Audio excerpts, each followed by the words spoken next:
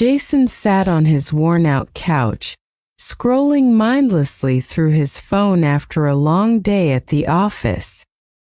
His mind was still reeling from the mountain of emails he had tackled, the never-ending meetings, and the odd conversation he had with his friend, Mike, during lunch.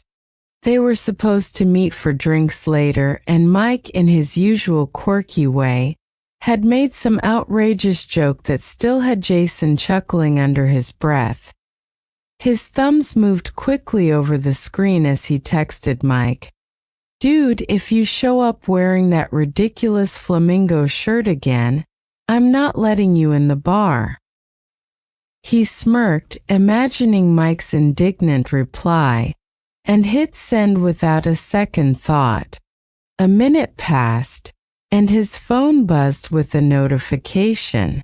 Expecting a witty retort from Mike, Jason unlocked his phone, but his smirk faltered when he saw the name at the top of the message. Emily, work. His heart dropped. Emily? The girl from accounting who barely said 2 words to him during the Monday meetings? He felt a wave of embarrassment wash over him. The message wasn't meant for her. It wasn't even remotely appropriate for a work colleague. Frantically, Jason tried to figure out how he'd made the mistake. In his haste, he must have accidentally clicked her contact instead of Mike's. He opened her reply with trepidation. "Well, I can't make any promises, but my flamingo shirt collection is surprisingly large." Jason stared at the screen in shock, then let out a surprised laugh. Emily, a girl he thought was quiet, reserved, and far too serious, had replied with humor. She wasn't offended. Relief flooded him. Typing quickly, he responded, "I should have known you'd have a whole wardrobe of flamingo attire ready to go. Guess I'll just have to get used to it, huh?" Emily's reply came just as fast. "You better. It's a lifestyle, not just fashion." Jason shook his head, grinning widely. It was strange texting her like this. He barely knew her beyond the few nods of acknowledgement at the office, but something about her response made him feel oddly comfortable, almost too comfortable. He was about to put his phone away, figuring the exchange was over, when another message popped up. "So, who were you actually trying to text?" Jason laughed aloud this time, realizing she must have caught on. There was no sense in hiding it. "Mike, a friend of mine. He has an interesting taste in clothes, to say the least." Emily shot back. "Flamingos included, apparently. I'm a little disappointed it wasn't for me."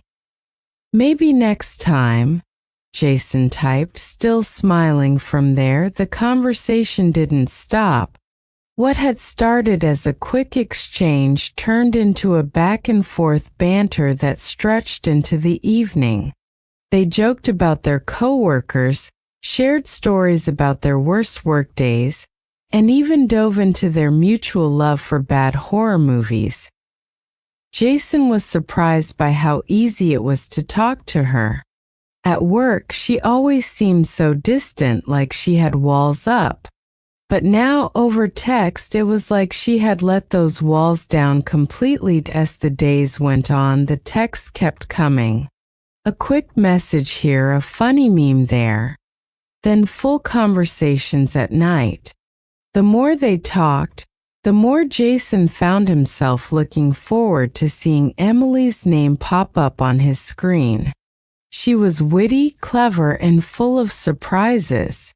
Every time they spoke, it felt like he was uncovering something new about her, Something he hadn't expected. It wasn't long before their conversation shifted to topics beyond work or silly jokes. They started talking about their families, their dreams, their past relationships, and their favorite places to travel.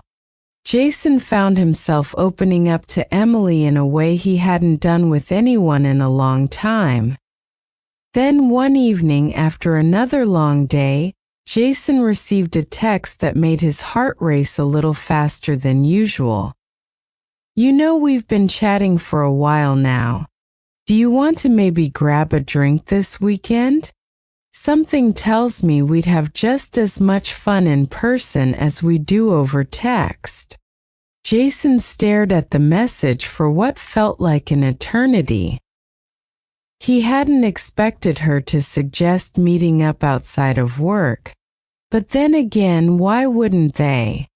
They were clearly hitting it off, and he couldn't deny the growing excitement he felt whenever they spoke. "I'd love that," he typed, pausing for just a second before hitting send. The weekend couldn't come fast enough. When Saturday finally rolled around, Jason found himself nervously standing outside the small, cozy bar they had agreed on. He kept checking his phone, wondering if Emily would change her mind or if this whole thing would feel awkward in person. But then he saw her walking toward him, smiling brightly, and all his worries melted away. Emily was different in person, more relaxed, confident. They slipped into easy conversation just like they had over text, and by the end of the night, Jason knew something special was happening. The laughter, the connection, the way they just clicked. It wasn't something he could brush off as just a fluke. One date turned into 2, then 3. And soon enough, Jason and Emily were meeting up regularly, texting in between, sharing pieces of their lives.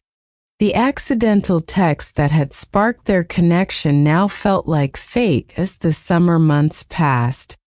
Jason found himself falling, slowly, steadily, and undeniably in love. Emily, with her surprising humor and easygoing nature, had become a constant in his life. The girl from work, who he had once barely noticed, was now someone he couldn't imagine being without. And it all began with a simple accidental text.